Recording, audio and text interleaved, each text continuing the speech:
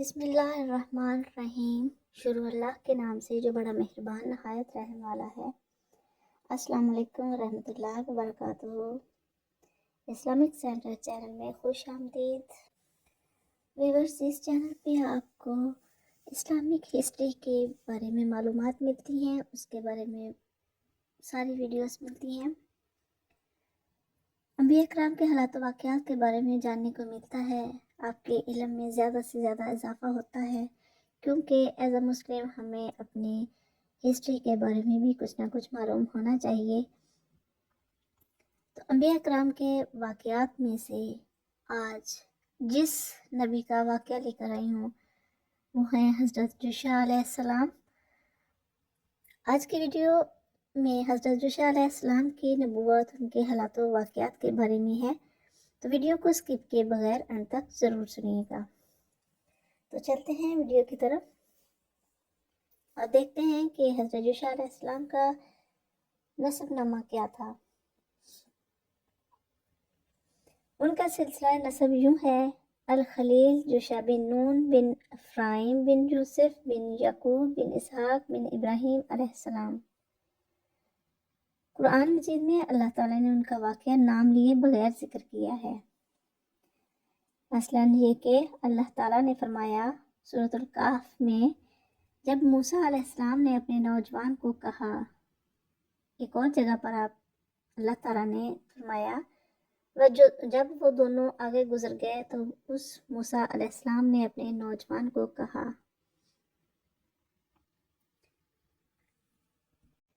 اہل کتاب میں سے سامرا گروہ موسیٰ کے بعد یوشع بن نون کے سوا کسی کی نبوت کا اقراری نہیں، کیونکہ تورات میں اس کی نبوت کی صلاحیت کی گئی ہے، جبکہ وہ باقی سب نبیوں کا انکار کرتے ہیں، حالانکہ وہ برحق ہیں اور ان کے پاس ان کے رب کی طرف سے جو کچھ تورات موجود ہے وہ ان کی تصدیق کرتا ہے۔ قیامت کے دن تک سامرا گروہ ان پر اللہ کی لعنتیں پہم برستی رہیں۔ موسیٰ علیہ السلام کی آخری عمر میں ان کی نبوت یوشع بن نون کی طرف منتقل ہو گئی تھی، اور موسیٰ علیہ السلام یوشع علیہ السلام سے نئے امر و نواہی کے متعلق سوال کیا کرتے تھے، حتیٰ کہ ایک دن یوشع علیہ السلام نے موسیٰ علیہ السلام سے کہا کہ میں تو آپ سے آپ کی طرف آنے والی وحی کے متعلق سوال نہیں کیا کرتا تھا، بلکہ آپ خود ہی بتایا کرتے تھے۔ اس وجہ سے موسیٰ علیہ السلام نے زندہ رہنا پسند نہ کیا اور موت کو پسند کیا۔ حضرت موسیٰ علیہ السلام پر آخر وقت تک امرا نواحی اور دیگر معاملات کے بارے میں اللہ کی طرف سے اور کلام نازل ہوتا رہا، اور آپ ہمیشہ اللہ کے نبی اور مکرم و معزز اور صاحب مرتبہ نبی رہے ہیں۔ موسیٰ علیہ السلام نے ملک الموت کی آنکھ پھوڑ دی تھی تو اللہ نے دوبارہ اس فرشتہ کو آپ کی طرف بھیجا اور کہا کہ اگر وہ زندگی کو پسند کرتے ہیں تو اپنا ہاتھ ایک بیل کی پشت کے اوپر رکھ دیں، جتنے بال آپ کے ہاتھ کے نیچے آ جائیں تو ان میں سے ہر بال کے بدلے 1 سال عمر زیادہ ہو جائے گی۔ اور اس حدیث کے آخر میں ہے کہ آپ نے اللہ سے دعا فرمائی کہ مجھے پتھر پھینکنے کے بقدر بیت المقدس کے قریب کر دے، اور اللہ تعالیٰ نے آپ کی یہ دعا قبول فرمائی۔ حضرت موسیٰ علیہ السلام پر آخری عمر تک وحی نازل ہوتی رہی، اور سفر ثالث میں انہوں نے ذکر کیا ہے کہ اللہ تعالیٰ نے موسیٰ ہارون علیہ السلام کو حکم دیا تھا کہ بنی اسرائیل کو ان کے قبیلوں کے لحاظ سے شمار کرو، اور ہر قبیلہ پر ایک امیر اور نگران مقرر کرو، اور یہ صرف اس لیے تھا کہ وہ میدان طیہ سے نکل کر سرکش و جبار قوم کے ساتھ لڑائی کرنے کے لیے تیار ہو سکیں۔ اور یہ 40 سال مکمل ہونے کے بالکل قریب کی بات ہے، اور موسیٰ علیہ السلام کا فرشتہ کی آنکھ پھوڑنے کے متعلق یہ کہا جاتا ہے کہ حضرت موسیٰ علیہ السلام نے ملک الموت کی آنکھ اس لیے پھوڑی تھی کہ آپ نے اس حالت میں اس کو پہچانا نہیں تھا، اور اس لیے بھی کہ آپ ایک معاملہ کے وقوع کی توقع رکھتے تھے جس کے متعلق آپ کو بتا دیا گیا تھا، مگر آپ کی زندگی میں اس کا وقوع پذیر ہونا مقدر نہ تھا، بلکہ وہ حضرت یوشع بن نون کے زمانہ میں واقع ہونا تھا۔ اور یہ اسی طرح ہے کہ جس طرح رسول اللہ صلی اللہ علیہ وسلم نے شام میں رومیوں کے ساتھ جہاد و قتال کا ارادہ کیا आप 9 हिजरी में तबूक तक जाकर वापस तशरीफ़ ले आए। फिर 10 हिजरी में आपने हज किया। वापस तशरीफ़ लाने के बाद फिर हज़रत उसामा रज़ियल्लाहु तआला अन्हु की सरबराही में एक लश्कर तैयार किया और आप रोमियों से जहाद का पुख्ता इरादा रखते थे, क्योंकि आपको अल्लाह ताला ने हुक्म दिया था। सूरत तौबा की आयत में फरमाया गया है, वो अहले किताब जो ना अल्लाह पर ईमान रखते हैं न यौम आखिरत पर, और जो अल्लाह और उसके रसूल की हराम की हुई चीज़ों को हराम नहीं समझते और ना दीन हक को अपना दीन मानते हैं, उनसे जंग करो जहाँ तक कि वो ख्वार होकर अपने हाथ से जजिया अदा करें। और जब रसूलुल्लाह सल्लल्लाहु अलैहि वसल्लम ने जैश उसामा तैयार किया तो वो भी अभी जरफ के मकाम पर खैमा लगाए हुए थे कि आप सल्लल्लाहु अलैहि वसल्लम इस जहां फानी से इंतकाल फरमा गए। तो आप सल्लल्लाहु अलैहि वसल्लम के रफ़ीक़-ए-ग़ार और आप सल्लल्लाहु अलैहि वसल्लम के खलीफा हज़रत अबू बकर सिद्दीक़ रज़ियल्लाहु तआला अन्हु ने उसको रवाना किया। जब जज़ीरतुल अरब के हालात दुरुस्त हो गए और अहले अरब की खराबी और फितना और तदाद दूर हो गए, तो हज़रत अबू बकर रज़ियल्लाहु तआला अन्हु ने दाएं बाएं लश्कर रवाना किए। कसरा ईरान के बादशाह और कैसर बादशाह रूम की तरफ आवाज़ भेजकर इन ममालिक को फतह किया। अल्लाह ताला ने इस्लामी अफवाज को कामयाबी अता की, उन्हें उन पर कुदरत दी और उनको उनकी गर्दनों का मालिक बना दिया। इसी तरह अल्लाह ताला ने हज़रत मूसा अलैहिस्सलाम को हुक्म दिया कि बनी इसराइल को मुख्तलिफ लश्करों में तकसीम कर दें और उनके सरबराह बनाएं, जैसा कि कुरान पाक में सूरह माइदा में अल्लाह ताला ने फरमाया, और यकीनन अल्लाह ने बनी इसराइल से अहद लिया था और हमने उनमें से 12 निगरान मुकर्रर किए थे, और अल्लाह ने कहा था कि मैं तुम्हारे साथ हूँ अगर तुमने नमाज कायम की, ज़कात अदा की, मेरे पैगम्बरों पर ईमान लाए, इज्जत से उनका साथ दिया और अल्लाह को अच्छा कर्ज दिया, तो यकीन जानो कि मैं तुम्हारी बुराइयों का कफारा कर दूंगा और तुम्हें उन बागात में दाखिल करूंगा जिनके नीचे नहरें बहती होंगी। फिर उसके बाद भी तुम में से जो शख्स कुफर इख्तियार करेगा तो दर हकीकत वो सीधी राह से भटक जाएगा। अल्लाह ताला इन आयात में बनी इसराइल को फरमा रहे हैं कि मेरे वाजिब करदा कामों को सर अंजाम दोगे तो और दुश्मनों से क़िताल करने से मुंह नहीं मोड़ोगे। जैसे तुमने पहली बार मुंह मोड़ लिया था तो उसका बदला मैं तुम्हें ये दूंगा कि उसकी सज़ा तुमसे दूर करूंगा, जैसे कि अल्लाह ताला ने गज़वा से पीछे रहने वाले अरबियों से फरमाया था। सूरतुल फतह में है, इन पीछे रहने वाले देहातियों से कह देना कि अनकरीब तुम्हें ऐसे लोगों के पास लड़ने के लिए बुलाया जाएगा जो बड़े सख्त जंगजू होंगे कि या तो उनसे लड़ते रहो या वो अतात कबूल करेंगे उस वक्त अगर तुम जहाद के उस हुक्म की अतात करोगे जो अल्लाह तुम्हें अच्छा अजर देगा, और अगर तुम मुंह मोड़ोगे जैसा कि तुमने पहले मोड़ा था तो अल्लाह तुम्हें दर्दनाक अजाब देगा। इसी तरह अल्लाह ताला ने बनी इसराइल को कहा कि तुम में से जिसने इसके बाद कुफर किया तो वो सीधे रास्ते से हट गया। फिर अल्लाह ताला ने उनके किरदार और वादों की खिलाफ वर्जी पर उनकी बुराई बयान की है, जैसे कि अल्लाह ताला ने दीन में इख्तलाफ पैदा करने की वजह से ईसाइयों की मजम्मत की है। इससे गर्ज ये है कि अल्लाह ताला ने मूसा अलैहिस्सलाम को हुक्म दिया कि बनी इसराइल में से लड़ाई करने वाले और हथियार उठाने वाले काबिल लोगों के नाम लिखवाओ और वो 20 साल से ज़्यादा उम्र वाले हों और उनमें हर एक गिरोह पर नकीब और निगरान मुकर्रर करो। पहला गिरोह रूबेल की औलाद था क्योंकि वो याकूब का पहला बेटा था। उनमें लड़ाई करने वालों की तादाद 40,500 थी।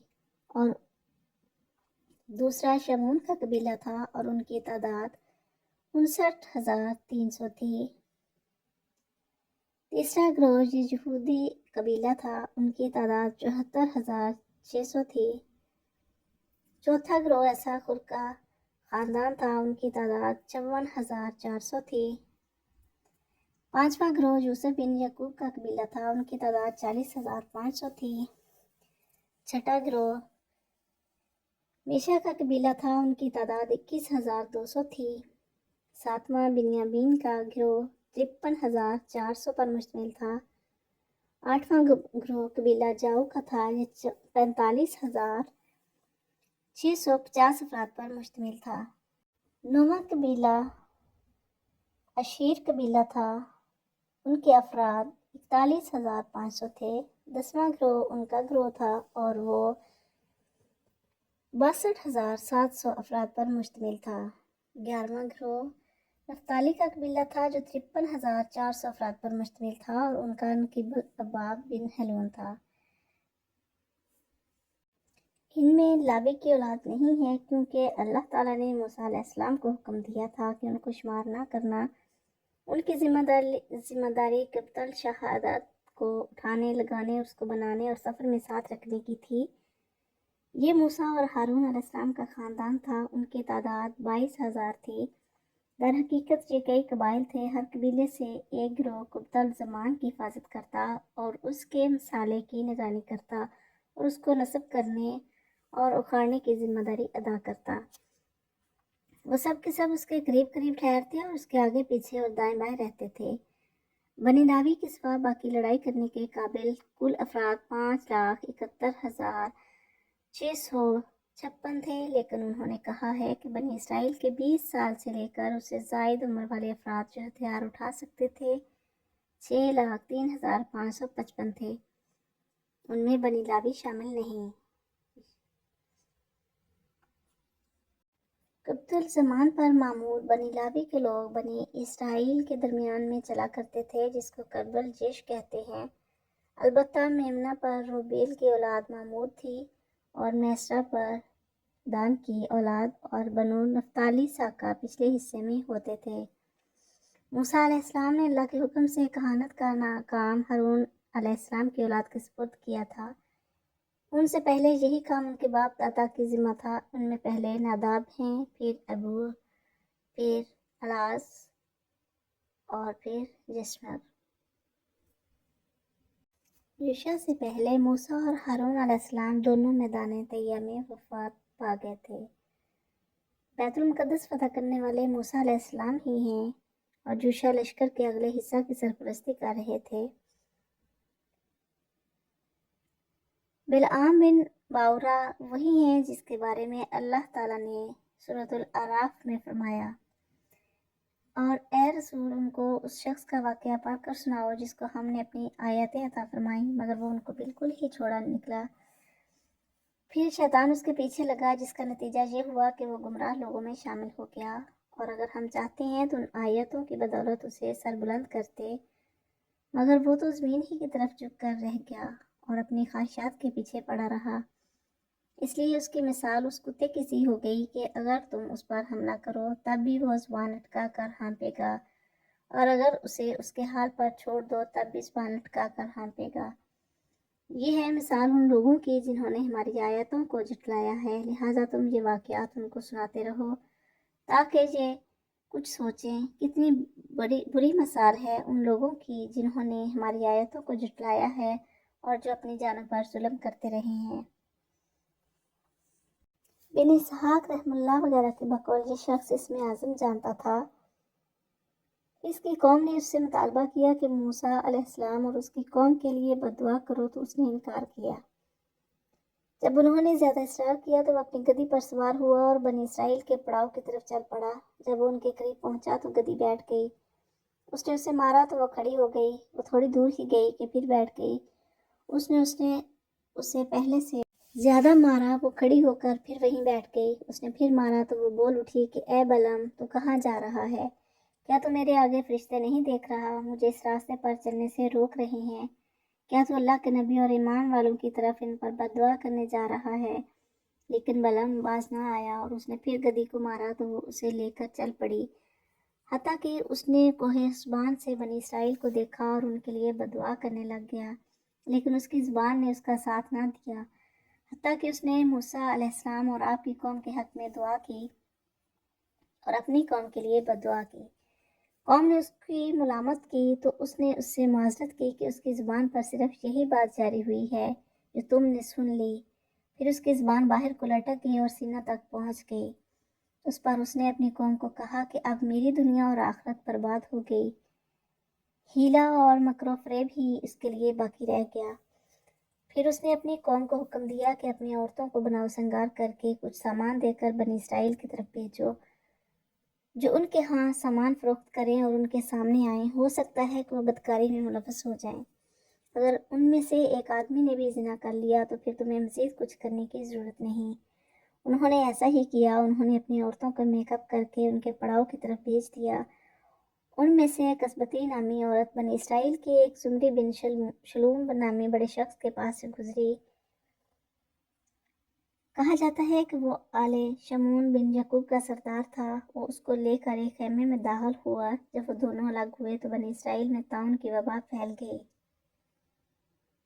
جب یہ خبر فحاس بن اربن ہارون تک پہنچی تو اس نے اپنا لوہے کا برچھا پکڑا اور اس کے پاس خیمے میں داخل ہوا اور ان دونوں کو برچھے میں پرویا اور لوگوں کے سامنے لایا، اور وہ برچھا اس کے ہاتھ میں تھا، اپنے ایک پہلو پر سہارا لیے ہوئے تھے اور جو برچھے کو ٹھوڑی کے نیچے رکھ کر اس پر زور دے کر کھڑا تھا۔ اس نے ان دونوں کو آسمان کی طرف بلند کیا اور کہنے لگا، اے اللہ، تیرے نافرمان کے ساتھ ہم ایسا کرتے ہیں۔ پھر طاعون ختم ہو گیا۔ اس گھڑی میں فوت ہونے والوں کی کل تعداد 70,000 تھی۔ کم از کم تعداد 20,000 بتائی گئی ہے۔ فحاس بھی اپنے باپ اربن ہارون کا اکلوتا بیٹا تھا۔ اسی وجہ سے بنی اسرائیل کی اولاد کے لیے سینہ دستی اور جبڑوں کا گوشت مخصوص کرتے اور ان کو عمدہ اعلیٰ مال عطا کرتے ہیں۔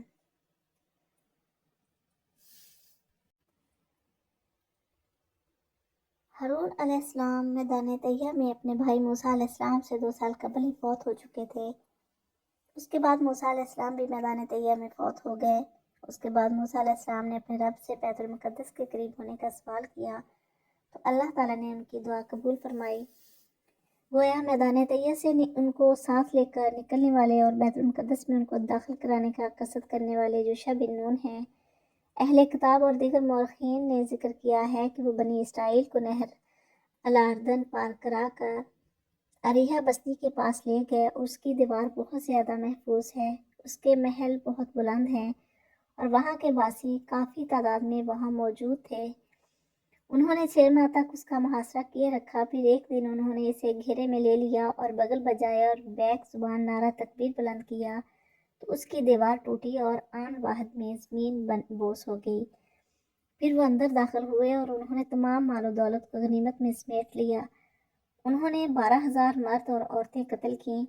انہوں نے بہت سے بادشاہوں سے لڑائی کی، حتیٰ کہ کہا جاتا ہے کہ یوشع بن نون ملک شام میں سے 31 بادشاہوں پر غالب آئے۔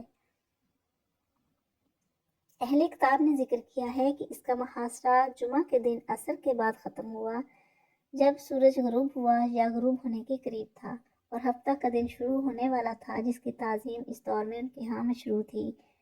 تو انہوں نے فرمایا کہ اے سورج، تو اللہ کے حکم کا پابند ہے اور میں بھی پابند ہوں۔ اے اللہ، اس کو مجھ پر روک دے۔ تو اللہ تعالیٰ نے اسے روک دیا جہاں تک کہ شہر فتح ہو گیا، اور چاند کو حکم دیا، وہ بھی رک گیا۔ اس سے اندازہ ہوتا ہے کہ وہ پہلے ماہ کی 14ویں تھی۔ اور یہ قصہ سورج کا وہ ہے جس کا ذکر حدیث میں بھی موجود ہے۔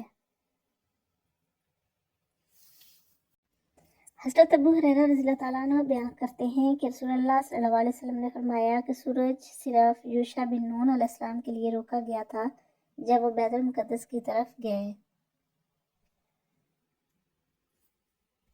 اس سے یہ معلوم ہوتا ہے کہ بیت المقدس کو فتح کرنے والے یوشع بن نون علیہ السلام ہیں، نہ کہ موسیٰ علیہ السلام، اور بیت المقدس کی فتح کے دوران سورج روکا گیا تھا، نہ کہ اریحا کے دوران۔ حضرت ابو ہریرہ رضی اللہ تعالیٰ عنہ سے بیان کرتے ہیں کہ رسول اللہ صلی اللہ علیہ وسلم نے فرمایا کہ پہلے انبیاء علیہ السلام میں سے ایک نبی نے جہاد کیا تو انہوں نے اپنی قوم سے فرمایا کہ میرے ساتھ وہ شخص نہ جائے جو کسی عورت کا مالک بنا ہے اور اس کے ساتھ خلوت کا ارادہ رکھتا ہے اور ابھی تک اس نے خلوت نہیں کی، اور وہ جس نے مکان کی دیواریں بنائی ہیں لیکن ابھی ان پر چھت نہیں ڈالی۔ اس طرح وہ شخص بنا ساتھ نہ جائے جس نے بکریاں خریدی ہیں یا گھابن جانوریں خریدے ہیں اور ان کے بچے پیدا ہونے کا اسے انتظار ہے۔ آپ نے فرمایا جب وہ ایک بستی کے قریب ہوا، عصر کی نماز پڑھی جا چکی تھی یا اس کا وقت قریب تھا، اس نے سورج کو کہا کہ تو بھی اللہ کے حکم کا پابند ہے، میں بھی اللہ کے حکم کا پابند ہوں، اے اللہ اس کو تھوڑی دیر کے لیے روک دے۔ تو اللہ تعالیٰ نے اس کو روک دیا۔ یہاں تک کہ اللہ نے اسے فتح دی۔ آپ نے فرمایا کہ پھر انہوں نے مال غنیمت جمع کیا، آسمان سے آگ اسے کھانے کے لیے آئی لیکن اس نے کھانے سے انکار کر دیا۔ نبی نے کہا تمہارے اندر کوئی خیانت کرنے والا ہے، پس ہر قبیلے میں سے ایک آدمی میرے ہاتھ پر بیعت کرے۔ انہوں نے بیعت کی تو ایک آدمی کا ہاتھ ان کے ہاتھ سے چپک گیا۔ آپ نے فرمایا تمہارے اندر کوئی خیانت کرنے والا آدمی ہے، تمام قبیلہ میرے ہاتھ پر بیعت کرے۔ تمام قبیلے نے بیعت کی تو 2 یا 3 آدمیوں کے ہاتھ کے ساتھ آپ کا ہاتھ چپک گیا۔ آپ نے فرمایا تم نے خیانت کی ہے، اور وہ گائے کے سر کے برابر سونا لائے اور باقی مال کے ساتھ اسے میدان میں رکھ دیا گیا۔ آگ آئی اور اس کو جلا دیا۔ ہماری شریعت سے پہلے کسی شریعت میں مال غنیمت حلال نہ تھا۔ اللہ نے ہماری عاجزی اور کمزوری کو دیکھ کر ہمارے لیے اس مال غنیمت کو حلال و پاکیزہ کر دیا۔ اب ان کو حکم ملا کہ جب دروازے سے داخل ہونے لگو تو عاجزی اور انکساری اور شکریہ ادا کرتے ہوئے داخل ہوں، کیونکہ اللہ نے ان کو عظیم فتح دی جس کا اللہ نے ان سے وعدہ کیا تھا، اور یہ بھی حکم ہوا کہ حتیٰ کہتے ہوئے داخل ہونا۔ اس کا مطلب یہ تھا کہ ہمارے سابقہ گناہ مٹا دیے کہ ہم اس سے پہلے جہاد سے جان چھڑاتے رہے۔ اسی لیے ہمارے رسول کریم صلی اللہ علیہ وسلم جب فتح مکہ کرنے کے بعد مکہ میں داخل ہونے لگے، اور اس وقت آپ صلی اللہ علیہ وسلم اپنی اونٹنی پر سوار تھے، آپ صلی اللہ علیہ وسلم اپنے رب تعالیٰ کی تعریف کرتے ہوئے اور اس کا شکریہ بجا لاتے ہوئے عاجزانہ طریقے سے داخل ہوئے۔ آپ صلی اللہ علیہ وسلم سواری پر اس طرح جھکے ہوئے تھے کہ آپ صلی اللہ علیہ وسلم کی داڑھی مبارک کجاوے کی لکڑی سے لگی ہوئی تھی۔ یہ آپ صلی اللہ علیہ وسلم کا اپنے رب کے لیے عاجزی، نیاز مندی اور خشوع و خضوع کا اظہار تھا، حالانکہ آپ صلی اللہ علیہ وسلم فاتحانہ حالت میں داخل ہو رہے تھے، اور آپ صلی اللہ علیہ وسلم کے ساتھ ہتھیار بند بڑے بڑے لشکر موجود تھے، خصوصاً وہ لشکر جس میں آپ صلی اللہ علیہ وسلم خود شامل تھے۔ جب آپ مکہ میں داخل ہوئے تو آپ صلی اللہ علیہ وسلم نے غسل فرمایا اور 8 رکعت نماز ادا کی۔ مگر اس کے مقابلے میں بنی اسرائیل کا حال بالکل مختلف تھا۔ انہوں نے قول اور فعل دونوں لحاظ سے اللہ کے حکم کی مخالفت کی، حتیٰ کے بجائے ہنتا فی شعرۃ کہتے ہوئے داخل ہوئے، جس کا ترجمہ یہ ہے کہ دانہ بالی میں ہو۔ اس طرح انہوں نے اللہ کے حکم کی مخالفت بھی کی اور مذاق بھی کیا، جیسے کہ اللہ تعالیٰ نے سورۃ الاعراف میں ذکر کیا، اور وہ وقت یاد کرو جب ان سے کہا گیا تھا کہ اس بستی میں جا کر بس جاؤ اور اس میں سے جہاں سے چاہو کھاؤ، اور یہ کہتے جانا کہ یا اللہ ہم آپ کی بخشش کے طلبگار ہیں، اور بستی کے دروازے میں جھکے ہوئے سروں کے ساتھ داخل ہونا تو ہم تمہاری خطائیں معاف کر دیں گے اور نیکی کرنے والوں کو اور زیادہ ثواب بھی دیں گے۔ پھر ہوا یہ کہ بات جو ان سے کہی گئی تھی ان میں سے ظالم لوگوں نے اسے بدل کر دوسری بات بنا لی، تب ہم نے ان کی مسلسل زیادتیوں کی وجہ سے ان پر آسمان سے عذاب بھیجا۔ اللہ تعالیٰ سورۃ البقرہ میں ارشاد فرماتے ہیں، اور وہ وقت بھی یاد کرو جب ہم نے کہا تھا کہ اس بستی میں داخل ہو جاؤ اور اس میں جہاں سے چاہو جی بھر کر کھاؤ، اور بستی کے دروازے میں جھکے سروں کے ساتھ داخل ہونا، اور یہ کہتے جانا کہ یا اللہ ہم آپ کی بخشش کے طلبگار ہیں، اس طرح ہم تمہاری خطائیں معاف کر دیں گے اور نیکی کرنے والوں اور زیادہ ثواب بھی دیں گے۔ مگر ہوا یہ کہ جو بات ان سے کہی گئی تھی ظالموں نے اسے بدل کر اور بات بنا لی، نتیجہ یہ کہ جو نافرمانیاں وہ کرتے آ رہے تھے ہم نے ان کی سزا میں ان ظالموں پر آسمان سے عذاب نازل کیا۔